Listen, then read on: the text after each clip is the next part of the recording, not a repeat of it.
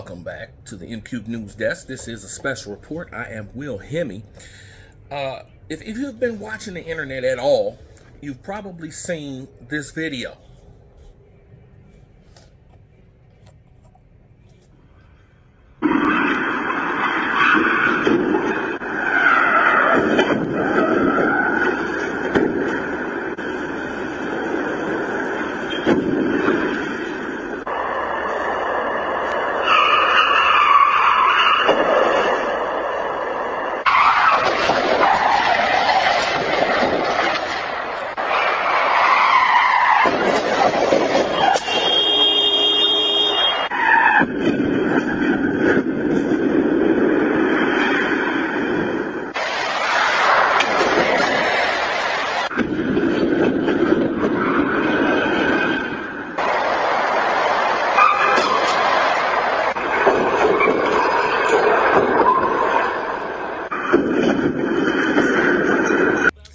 Well, this was the Seattle I-5 exit at Union Street, downtown Seattle.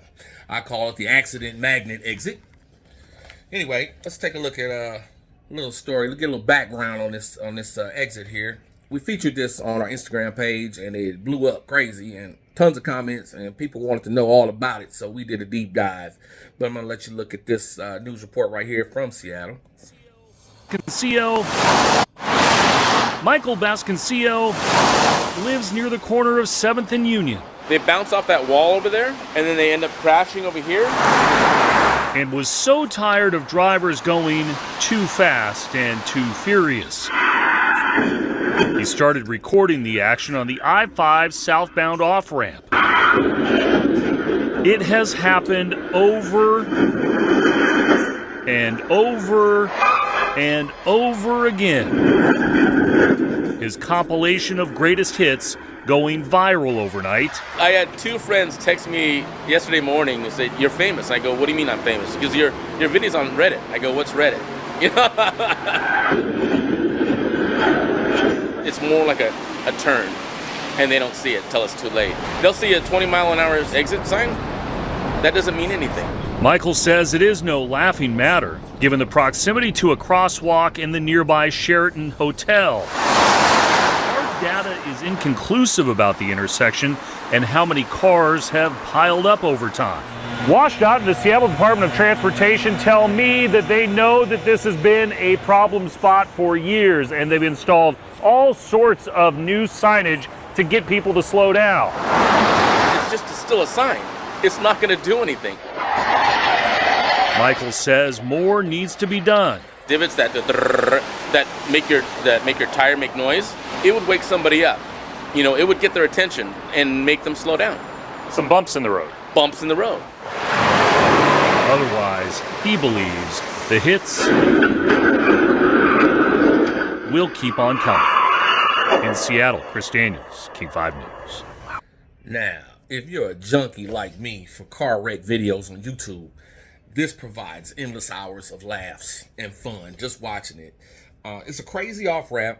The video was taken over 4 years by this gentleman here that lives right above it. And he caught quite a few wrecks. Now, they don't happen every day. It's not 5-6 times a day. It's nothing like that. But it does happen a lot. People come through here, smashing their car up.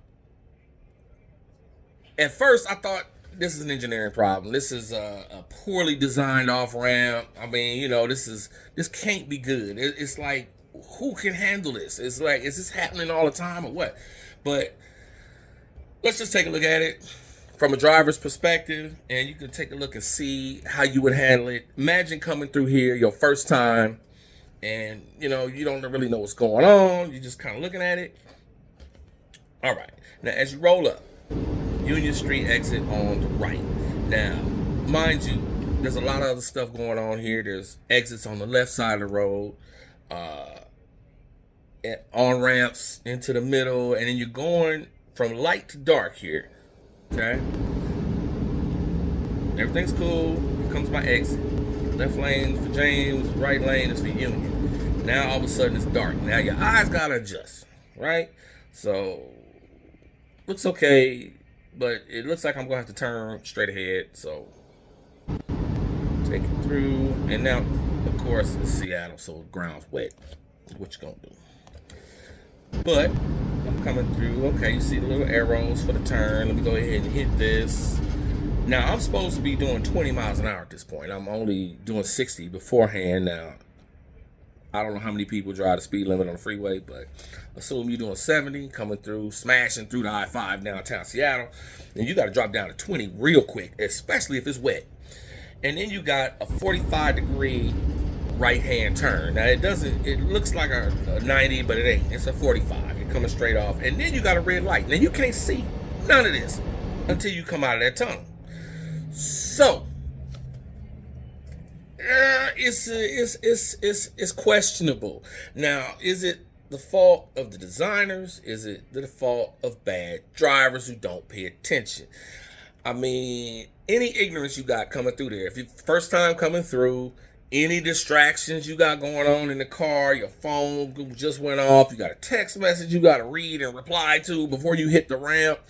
I mean, you know, drop a lit cigarette in your crotch. You might have a hard time with this. But, you know, anyway, like I said, we posted this little short clip on the Instagram page, and it blew up. A lot of views, a lot of comments. And most of them went the same way. I mean, you got here, like, people claiming the design and not the fact that they're still doing 70 on the bend. That's a problem. Don't blame the guy who designed it. Blame the guy that approved it. I don't know. Let's see how we go. Most people can't read the 6 signs that warn you about the curve. Yeah, true that.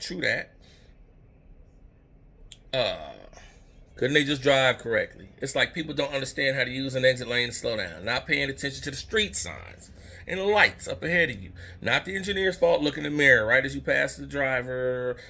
All drivers that can't drive. All of them. Everybody that crashed just can't drive. That's the bottom line. Make the speed limit sign significantly larger. Well, let's do some aids, right? Maybe some people just can't see that well. Maybe some people ain't supposed to be driving. They left their glasses and broke them. You know, the icicle busted them out while they were watching A Christmas Story. Who knows? Does anybody got a different angle of the cam? Well, we're working on that. Uh-oh, hold on.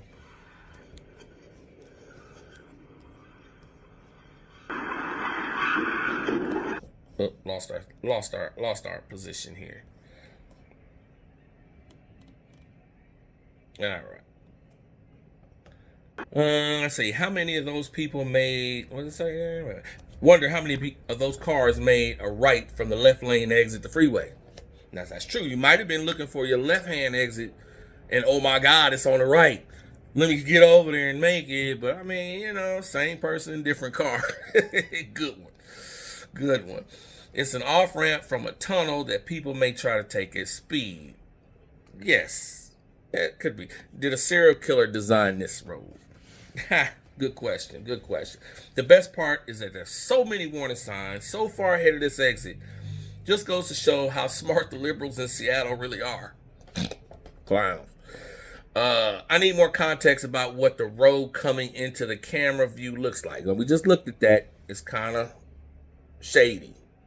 You know, you got a lot of people out here with driver's licenses that really shouldn't have them. So, you know, you asking for the best of the best, really, coming through this tunnel. And they said, I don't want to drive down this street. Yeah, I mean, you know, we need more intersections like this. Problems take care of themselves. That's a Darwinist right here. My favorite road ever. I love this shit. Pay attention. Now, the designer is to blame here. Somebody. Instead of trying to slow people down by redesigning the road, they need to make a smoother turn. Well, we'll get to that. Because so many people seem to miss the warning signs that are already posted, so many accidents seem to happen. You think the city would maybe put up a lighted flashing warning sign and those annoying little bumps on the ground. Not speed bumps, but those little dot bumps. Yeah, those kind of shake you up. But they did have lighted signs down there. I did find that out. These people are not smart. They're on the phone. I guess not all cars come with brakes. Just throw a roundabout. That'll fix it, most definitely. What is the deal with roundabouts? I'm seeing so many roundabouts out here now. That's a European thing. I guess they don't, I don't know, in Europe they don't have traffic lights. They don't have enough traffic lights. I don't see the point. We don't know how to handle them. There's no way to indicate people. You're supposed to use your turn signals in a roundabout. Nobody does. Nobody ever does. I don't understand it. It's just problems out here. Some people like to go straight through and jump the center of the roundabout and smash down on the other side, and then, you know, I don't know how they're going to get where they're going after that, but roundabouts. No, we'll do another video about roundabouts later. Let's see. I wonder how many of these drivers just briefly looked at their phone where they missed signs of visual cues to prepare. Well, it's certainly entertaining. People can't drive nor read. Not a lot of faith in the humanity right here. One common issue here is speed. It's not a great design, but traffic engineers could add flashing lights and signs telling you that you're too fast for the curves. Throw some radar in there and, you know, all that good stuff. Well, as far as I can tell,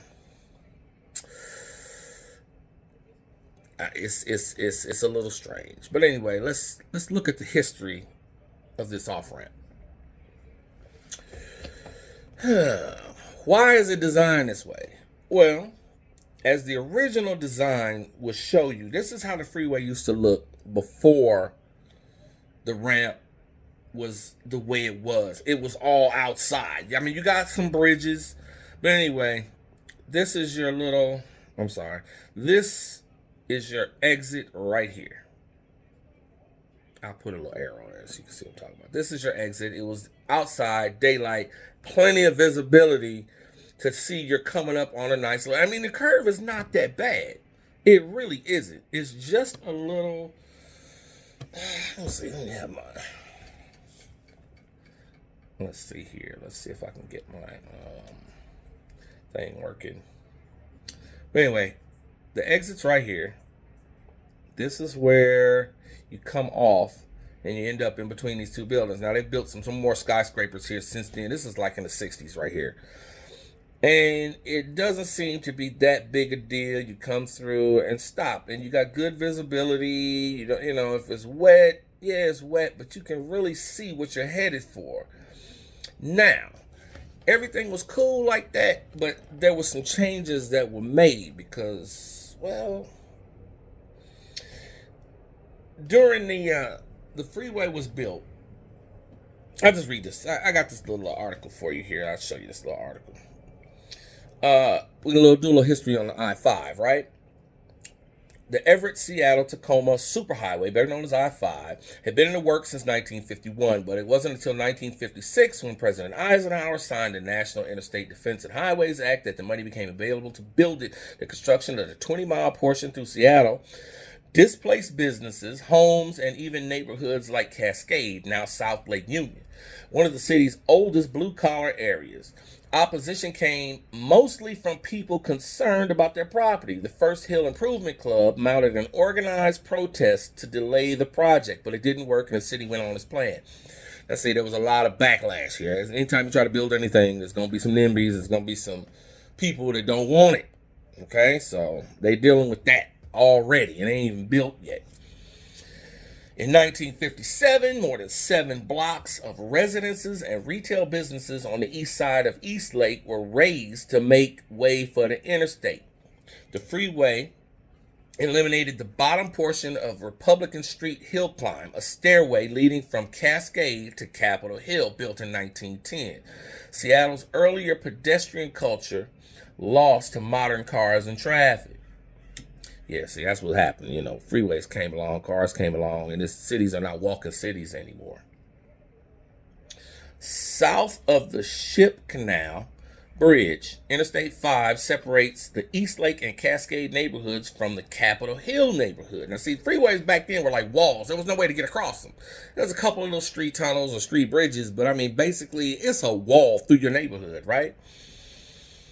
Its construction necessitated the demolition of significantly developed areas and cut off walking communities in downtown for many First Hill residents, who were by far the most vociferous critics of the proposed route, but far from the only ones. Architect Paul Theory said in the early 70s it was with the freeway cutting through the very heart of the city that Seattle began taking one of its wrong turns and starting to lose its identity as a city.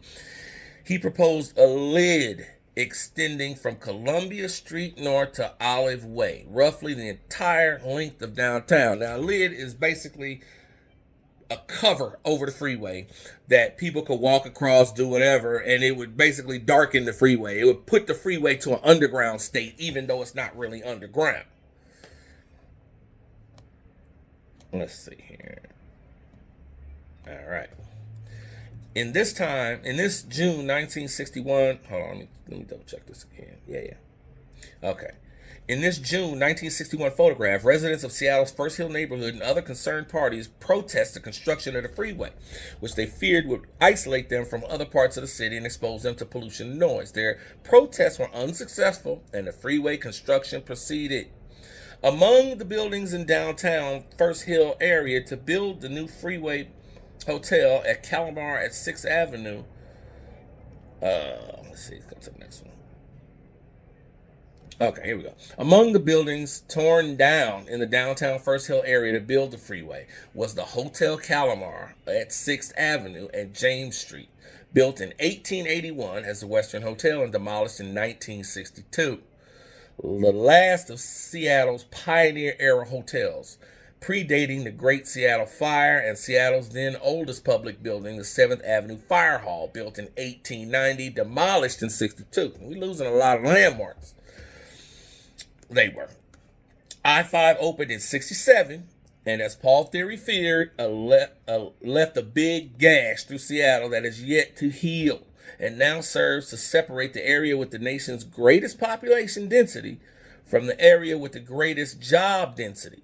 So the houses on one side, businesses on the other, right? Offices and whatnot. As more travel happens on foot or by bicycle, this separation is more keenly felt. In the years since the freeway's construction, Seattle has made several efforts to stitch back together pedestrian routes disrupted by the freeway, achieving part of Theory's proposed lid, which is a cover. The most visible of these efforts are the Freeway Park, opened in 1976, built as a lid over the freeway and connecting downtown to First Hill, and the Washington State Convention and Trade Center, built in 82 through 88, adjacent to Freeway Park, also bridging the freeway. The 7.5-acre I-5 Colonnade Mountain Bike Park, opened in 07, uses the freeway as a roof and reconnects East Lake to Capitol Hill. So basically, in an attempt to make Seattle pedestrian friendly and bike friendly and all of that again, with this big, large freeway wall running through the middle of it, they built a park on top of the freeway, and part of the convention center is sitting on this park, and it's basically covering the freeway. That's what turns our exit into a tunnel. So it wasn't like that at first. It became like that. Now, there was no regard to the safety of people driving through and having to go into this tunnel and their eyes changing and all of that stuff, right? So basically, this lid over the freeway made it to where you gotta be a good driver. You gotta be paying attention. You gotta be on your P's and Q's to come through there and hit this ramp right. Now, like I said, the lion's share of people hit it right and get off and go through without crashing. But there is quite a few, more than normal, that don't make it. Yeah, it was all done to make the city prettier and all that stuff, you know, and that's where you end up. Just a big old, like, looking at this picture here, you can see how the I-5 basically was too big and too wide to get across, and it really just cut the city in half.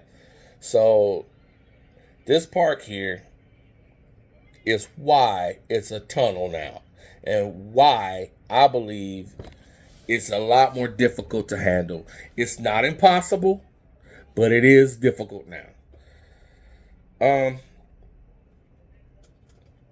don't know. So be on your P's and Q's. If you're coming through Seattle, you got to get off on Union Street. I mean, you know, of course now that's probably going to become a sightseeing attraction now, just to see if you can come do it or hang out and try to catch the wrecks at the end. But Safe driving is a business. It's a skill. It is something you need to do. You need to be watching them signs. You need to be watching your speed. You need a car that can handle things. You know what I'm saying? You buying a car, your car has little skinny ass tires and built to be comfortable and not built to handle. You better drive slow because you're not taking turns and you're not stopping hard. So, you know, like most of us, you know, that watch this channel anyway, y'all some drivers, so you know what I'm talking about. So I don't know, you know, just watch your back when you're handling Seattle's downtown exits on the 5. So that will conclude this special report. Be safe out there. Thank you for watching, and good night.